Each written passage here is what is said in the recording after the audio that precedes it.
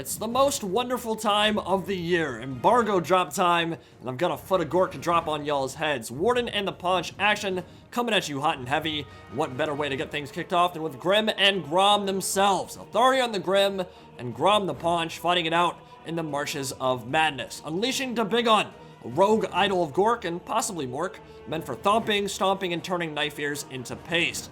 Large and in charge rides Grom and his mighty belly, leading his Wa against a newcomer to the game, the Arcane Phoenix, straight out of Forge World and majestic as its patron god. Eltharion the Grim and Stormwing ride together and die together, and die they shall if the Green Tide has anything to say about it, while the War Lions of Krace hunt for Carol Baskin. It's High Elves versus Greenskins, an iconic Warhammer rivalry, and a showdown in the bloody waters of the Badlands. Let's get it poppin'! So, I am playing as the Broken Axe Tribe, the front line of Orc Boys, anchored by the Crimson Killers, armed to the teeth with their dual cleavers. But needed to try out some of the new toys, obviously, so we've got a giant River Troll Hag as my caster. Now, all River Trolls have this overwhelming odor, lowering melee attack of nearby enemies, but this thick mama is a Lore of Death caster with Spirit Leech, Soul Blight, Swamp Breath, and Mither, which functions kind of like a Rune of Wrath and Ruin, slowing down enemies' single entities. Pretty versatile caster lord, hits pretty hard, but she's relatively expensive and has regen as well. Now, Dabigon is the star of the show, no question, an avatar of the Greenskin god of war. It anchors leadership map-wide, drops rocks around it at all times, damaging friend and foe alike as it wades through melee, loses armor as it loses health, but becomes more and more jagged with higher AP values as the battle drags on. And Dabigon is special because he throws green rocks like a Cygor, able to replenish ammunition at the cost of a bit of his own health as he breaks boulders off his massive form. Huge health pool of 12,000, 25 bonus versus infantry. Rogue idols are absolute monsters. Quite the impressive DLC headliner. And speaking of headliners, Grom the Paunch is leading his tribe. Who else? A regenerating Chungus on a wolf chariot. He's got his unique axe for armor sundering, the lucky banner for crazy good ward save and melee attack, a unique AoE steroid that synergizes incredibly well with Wa, and a passive that grants immune to Psych as his lads stare at their leader's blubber belly in awe. Dude's got 30 bonus versus infantry, and one of the scariest stat lines of any chariot in the game when all his kit is popped. My opponent today is Heir of Carthage, a Total War legend who's been doing this since many of y'all were in diapers, and he's rolling with Eltharion the Grim on his unique Griffin Stormwing. A dual threat with both magic and melee is Arcane Unforging for stopping Wa, Apotheosis for healing, Fiery Convocation, and his Fang Sword for physical resist and AP. But he is not fully kitted out, missing his Mistalker Bombardment and Helm of Ivresse. Gonna be really tough to bring him down regardless. Stormwing is no joke, and he won't be flying solo, because there's an Arcane Phoenix playing wingman here as well. Arcane Phoenixes are now the highest tier Phoenix unit, a blend of the Frostheart and Flamespire with a stationary vortex called Ember Storm. They can poop out on the enemies below, constant ward save at all times, and if you get close to killing them, well then, from the ashes he shall rise again, summoning yet another flame tornado upon their return. Heir's front line is entirely comprised of DLC units, with Rangers on the flanks, bonus versus infantry dual swordsmen, and the Silvern Guard elite spears with their magical armor, and 20 bonus versus large. Pretty nice looking model on them as well, and they can hold the line exceptionally well in the front ranks. In the rear, for the armies of Ivresse, stalk the War Lions of Krace, a war beast with impressive health and weapon strength, meant for cyclo-charging infantry and archers. Similar role to the Bacon Herd for the Beastmen, but a bit higher tier and less cost-efficient overall at 825 gold. They hit like a truck though. They will severely mess you up if they get a clean charge into the rear of the infantry grind. So those are the builds. We're going to fast forward just a second here. Get this thing popping off with a gorgeous Peyton Manning Hail Mary bomb from downtown. The Silvern Guard are pretty much the perfect target for Dabigon. Tightly packed, high-tier infantry that becomes much, much weaker once they lose martial prowess. And that's a big reason why artillery, units like the Cygor, can be so good in this matchup, because you aren't just killing models, you're making the entire unit lose its effectiveness as you pancake them from a mile away. So yeah, we're gonna drop rocks on their heads over and over and over again, Hail Marys, and just smash them apart from super far away. So Silvern Guard already down to half HP, lost about 21 models already, and we're gonna keep that bombardment continuing for as long as we can. Now, Dabigon only has 10 ammunition at the start. Eltharion the Grim would probably beat the crap out of him in melee with some good cycle charging, so Gotta be careful on that front, and it does mean we have to give up some of our own HP if we want to get more shots in with this boulder. And considering how much damage it's doing when it actually hits, probably worth it. And it doesn't deal an insane amount of damage to yourself. I think you lose about 300, 400 health off a 12,000 HP pool, so not the biggest deal in the world. Usually going to be worth it as long as you don't get tied down in melee. And the mobility game is certainly going to be in the favor of Yvresse here. Eltharion and the Arcane Phoenix can both dive onto Grom the Paunch, and that's probably what I'm most worried about. Another huge shot right into the center of the Silverin Guard, tearing them apart. You're tearing me apart, Lisa! Just exchanging some pleasantries, a bit of skirmishing between the light cav as archer fire crisscrosses the beaten zone between these two armies, but air is definitely going to have to come to me. If this keeps up for much longer, he won't have much of an infantry line left, and even the cav is getting rocked to death. Unlucky Silverhelm taking a stone to the dome. The last thing you need as a High Elves player is having your entire front line engage Crimson Killers and a Wa army already missing their martial prowess. That is not gonna be a pretty sight. So into melee, he charges, Spearmen and Orc Boys going at it.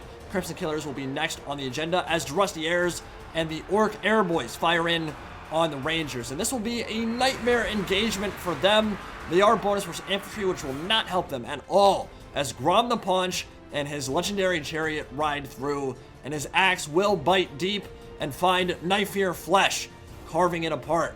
So immediately, with that huge charge bonus Grom has, and that powerful axe, the Rangers are just going to rout. That was never going to be a good fight for them.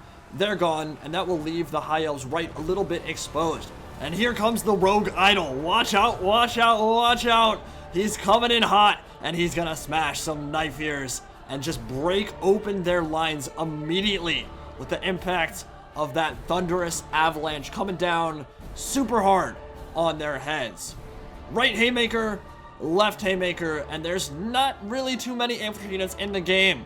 They're going to be able to survive long against 600 weapon strength and 25 bonus versus infantry, which gets them all the way up to 100 melee attack in those melee grinds. Grom the Paunch still working it out, but there's a Arcane Phoenix unleashing his first vortex, the Ember Storm, ripping a hole through the Crimson Killers, and Eltharion the Grim dealing with the Orc Boys in the rear, trying to get into that squishy center and deal with the archers in the back. If you can get at the Rusty Airs and eliminate the archers early, they could be in really good shape as we move into the later stages of the game. Arcane Phoenix also looking for that opportunity, but the Rogue Idol, it's going to be incredibly hard to bring down. 150 armor, 12,000 HP, and all that weapon strength makes it quite an impressive unit. I think it's going to be one of the tankiest in the entirety of Mortal Empires. Ember Storm, yeah, that's a big vortex right in the center of the Orc Boy line. Grom the Paunch, though, that charge from the flank, that 90 charge bonus, breaking those Silverin Guard right off the impact. And you can already see a huge section of the High Elves battle line. Their infantry is getting completely run over with Grom the Paunch. Look at his stat line, dude. That's insane. 128 melee attack, armor sundering, 840 weapon strength. Holy lord, when Wa is popped, he turns into a god of battle. But even gods can be brought low, and this is a case where Eltharion the Grim and the Arcane Phoenix are tailor-made for dealing with him, and dealing with him quickly. Remember, he has regen, which means he's exceptionally weak to fire. Arcane Phoenix deals flaming damage on top of him, attacking him from the rear, and Arcane Unforging also preventing Wa and his other abilities from popping off. And so Grom got beat to hell in that engagement, and he just needs to run.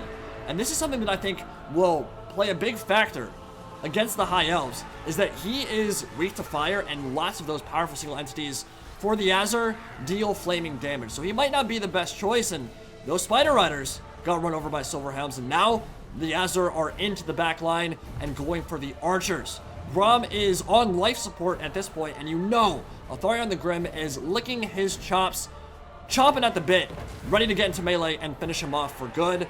The War Lions are running over Orc Boys. This is exactly the kind of fight they want, backed up by the Arcane Phoenix. It will soon be a terror rout for the infantry here, and the Crimson Killers are one of the only infantry units left that are still healthy for the Greenskins. Not gonna be an MVP performance for Grom the Paunch here. Really well played from Heir of Carthage to get Eltharion and the Arcane Phoenix on top of him, and that regen might be a detriment in this matchup against the Azure because they have so many powerful armor-piercing single entities that are good at taking out regen characters. They deal 22% extra damage when you're not even counting Kindle Flame and the Lure of Fire. So that gets scary. It meant that Grom went down almost instantly when they gooned up on him. And with the Chariot, he can't get that knockdown immunity. He's just going to get attacked over and over, and he'll die very quick. With that said, though, that doesn't mean Grom the Paunch is bad. Air just played that exceptionally well, got him off the field, and chased him down. But I still have my Death Hag, my Troll Hag in the center. I've got a full surround off on the Phoenix, and we've killed almost the vast majority of the High Elves army. Crimson Killers are at half HP, so still relatively healthy. And Eltharion the Grim and the Arcane Phoenix are really the only threats left. I mean, there's a handful of Rangers, handful of Silver and Guard, shred of HP left on the White Lions, but besides that, like, if I can get a full surround off on the Griffin or on the Phoenix itself, should be in really good shape. And remember, as he's dropping the Sumo Slam in the background, that big one, the Rogue Idol of GORK and possibly MORK, has that gigantic weapon strength. So if he gets his hands on either the Phoenix or Eltharion the Grim, it shouldn't be more than a couple of attacks before they're starting to run for the hills. Now the Phoenix down to half HP, and the biggest thing I was worried about here was that Seed of Rebirth, that Fiery Rebirth. If it's able to get low and then go back to full HP, that could be a huge swing on the balance bar, and together, Eltharion and the Phoenix could probably take down a Rogue Idol, no problem. The big question is, will the support be enough? Nice throw. Just gonna jib that poor little elf, man. And they're gonna charge forward into melee. Another Sumo Slam coming down. I love the animations for this thing, dude. It's truly a DLC seller through and through. Amazing to watch in action. Great in melee, great from range. Extremely expensive, and it's taken no damage so far, which is good for me. Soul Blight down on the Phoenix and Eltharion, while the Illyrian Reavers harry the flanks, and they're going right for the Rusty Heirs. Frontal charge directly into the Night Gobbos, and that's going to be really well done, because the Heralds of the Wind have better melee stats than your standard Illyrian Reaver Archer, and so they can double as a pretty powerful light cav force. Arcane Unforging going down on the Giant River Troll Hag. She is not going to like that, but the regen should keep her health in a good position. It just means all her spells are on cooldown. Eltharion will use that opportunity to dive into melee and try to cause some carnage there. Now this is going to be mostly cycle charging at this point. You can see almost all the support for the Azure battle lines is gone, looking like just the Heralds of the Wind, Stormwing, and the Arcane Phoenix with a handful of Rangers left. But they're going to get shot up. They're going to tear route immediately when they get into melee. Really well played from Air there. Look at that. Another Ember Storm. Waited for the perfect moment to strike, and it'll shred a huge section of my lightly armored troops. Crimson Killers don't seem to take much damage from that Vortex at all. Seems to be much better against low armor stuff. But yeah, very well played to get them blobbed up around Eltharion and then cast that Vortex. Swings down, and it'll swing that balance bar in your favor if you get a good one. Now this is getting even scarier because the Giant River Troll Hag is also weak to fire. She has that regen. She is a troll. So the Arcane Phoenix is doing a great job trying to take out the leadership and eliminate that. It's his best chance to win. If the leadership for the Greenskins army disappears, then all that's left that could possibly stand and fight is the Rogue Idol and the Crimson Killers. You can see even the leadership for the Black Orcs, who are immune to Psych, beginning to drop pretty low. And Eltharion, he's still got some Winter Magic left, so Apotheosis, some heals going the way of the Phoenix or the Griffin could swing it back in their favor too. So it's just cycle charging. Air retreating away from that Rogue Idol, trying to pick off the Troll Hag as soon as she gets far away from the main line. And these Orc boys are also a prime target for that too. But the Rogue Idol is stomping over, and he is about to drop the hammer. Here he comes. Oh my god. That is so satisfying to watch. Griffin gonna land too. Troll Hag gonna get goomed up on, and now they've got that full surround off on her. Bunch of terror routing for the Greenskin infantry. Balance more a little bit in favor of the Greenskins, but with the Troll Hag going down, rear charge coming in from the Heralds of the Storm. Oh, it's starting to look a little bit iffy for both sides. It's really down to that Foot of GORK, the monster, the avatar of the Greenskin gods. Can he carry the day? Can he take down the two single entities by himself with the Black Orcs routing off the map? He's got some work to do, that's for sure. Coming in with another slam. Phoenix dropping really low and does not appear to be getting any regen yet. We'll see if one more attack might send him over the threshold and let him get that heal. It doesn't kick in, and army losses gonna go the way of the High Elves. Greenskins take it by the skin of their teeth. The Rogue Idol was healthy at the end of that game, was hitting at 700 weapon strength, which is absolutely insane. But besides that, the entire rest of the army was gone. So remember, the Rogue Idol is going to be like, what, 2,800, close to 3,000 gold. The big one is really expensive. A powerful single entity for sure. Made a huge impact that battle, got 150 kills essentially.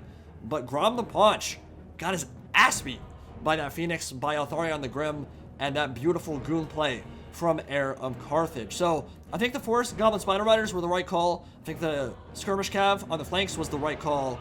But the ability for the Flying Phoenixes and for the Griffin to dive bomb on top of the regen characters means that those regen characters for the Greenskins, even though they're going to be useful in a ton of matchups, probably not going to be a great choice against the High Elves. They have so many choices between the Dragons and the Phoenixes for gooning them out. Makes it really scary. If you lose your leadership, a lot of the time you lose the game.